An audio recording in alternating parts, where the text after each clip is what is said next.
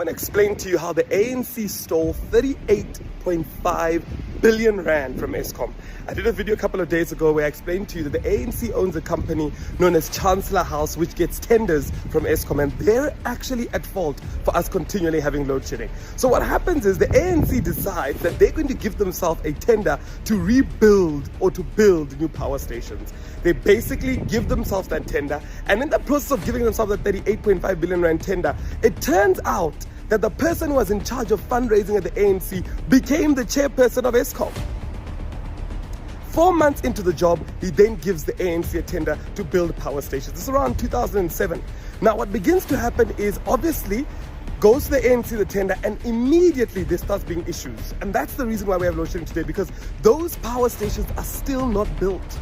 And those issues come from welding. There are subcontractors that are dubious. There's lots of issues that have been happening ever since this 38.5 billion rand tender is given. And what then happens is that the Eskom gets so frustrated, it takes the ANC to court, this company that the ANC owns, Chancellor House.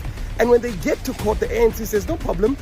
We know we've screwed up. We know we've delayed. That's what we do. We'll pay 600 million to say we're sorry to Eskom. Eskom gave them a 38.5 billion rand tender to build power stations. The power stations are not built. They only pay 600 million. To say, hey, we're sorry. We took all the money. We messed up. We blamed it on welding, excusing jobs and everything else that we did. Hey, we're sorry. Here's 600 million, but thanks for 38.5 billion. Now, the SEC in America, because of one of the companies that they work together with and it's listed in America, they then want to investigate this matter. So they say, ANC, hold on. We want to investigate how this 38.5 billion rand tender was given. You know what they do? They pay off the SEC. They give the SEC 200 million rand to say, please don't investigate this. Leave this alone. We don't want our files open.